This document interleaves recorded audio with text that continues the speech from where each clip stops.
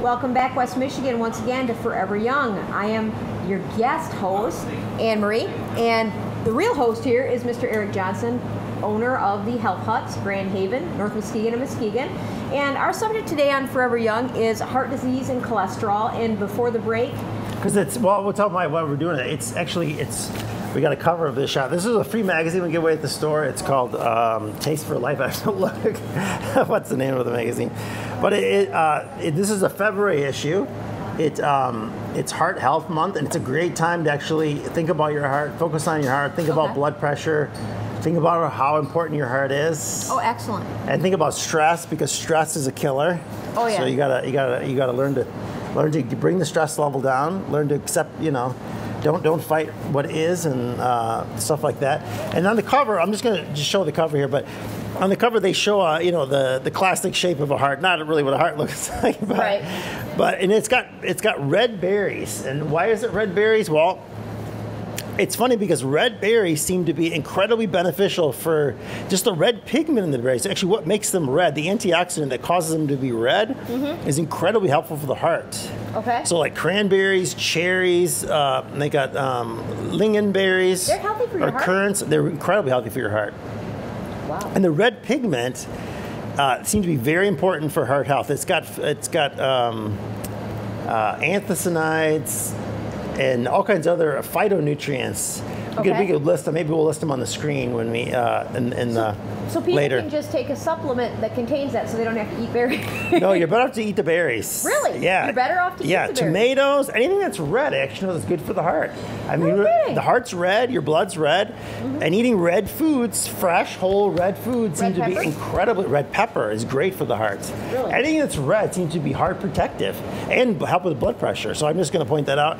Come in and get a copy of this magazine. It's free. I wouldn't wait too long because we only got like 250 copies. So the first 250 people get a copy of it. Awesome. It's got a lot of good stuff in here about heart health and just tips and suggestions and stuff you can do. Just easy, simple, fun stuff you can do to keep your heart healthy for a lifetime. So I thought I'd mention that because February is Heart Health Month. I know this will probably air sometime in late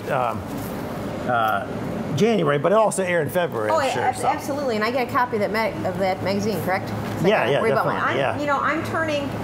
I'm going to be turning 39 plus 3 in another week. We can't say that word yet. I haven't acclimated to the big 40 and upward yet. So, right. But you're 39 whole. Then yeah, and I'm just going to keep adding to my 39 plus. Well, that's a great attitude to have. But the point is, I need to think about it. I mean, I have longevity runs in my family, which is cool because, that's another show all in itself. But actually, let's touch on just a real quick question I've got is, do you feel that, if you don't have longevity in your family, say that you've got relatives and typically that people pass on in their 60s, and that a lot of people die from heart disease, okay, or diabetes and heart disease. If heart disease runs in your family, is it the genes? Are you kind of messed up there and there's nothing you can do, or can you combat that at all? No, you can definitely. The good news is that you can definitely, the one problem with when we talk about running in families, you know what else runs in families?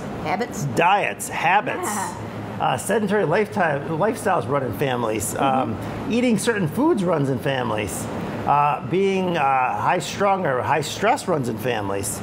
And so actually when we tease that out away, from, say we got something with heart disease and they get, say, adopted out to a family maybe that gets more exercise, maybe that eats more whole foods, more, less fat and cholesterol, less proteins. We're going to talk about proteins and the risk factor in that.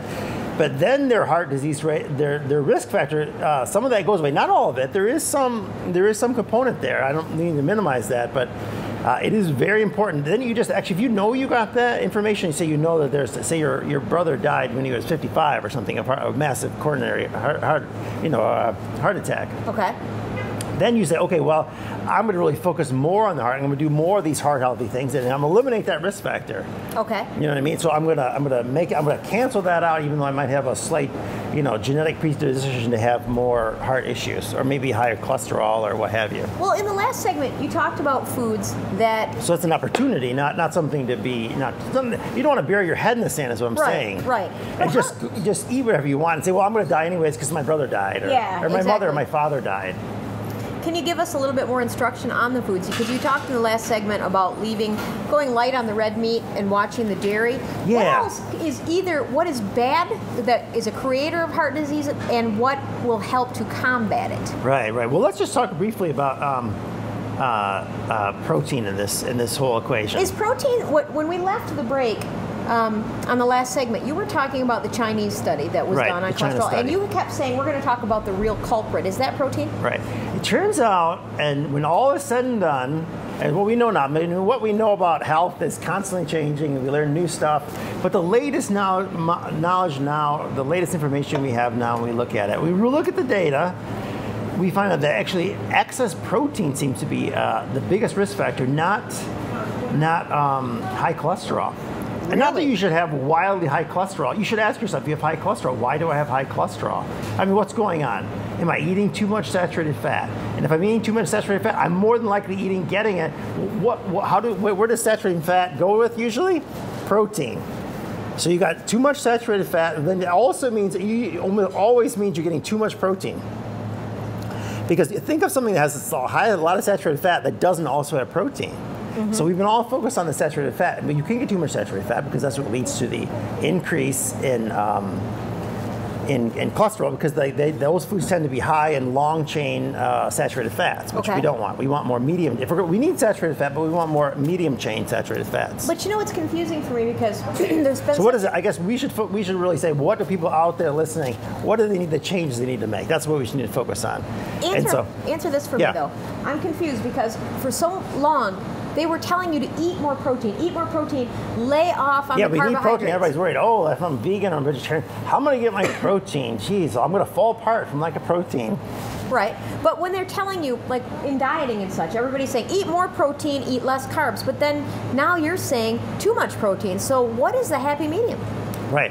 I guess the happy medium is actually, there is a happy medium, but people want to feel full and they want to feel satisfied, right? Right. So the missing link there, I think, is fiber. Okay. Fiber has got to be what they fill up on, not too much protein.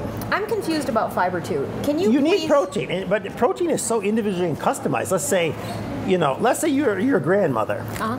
How much protein does she need? Everybody's different. We'll take an older person, maybe that's not, that doesn't run marathons or anything. You know what I mean? Right. They only need maybe 30 to 35 grams of protein a day. But what about? And there's a lot of older people. I mean, I have neighbors they get 35 grams of protein at breakfast. And then they go out for lunch and then they make a big dinner. So what's killing them is actually too much protein.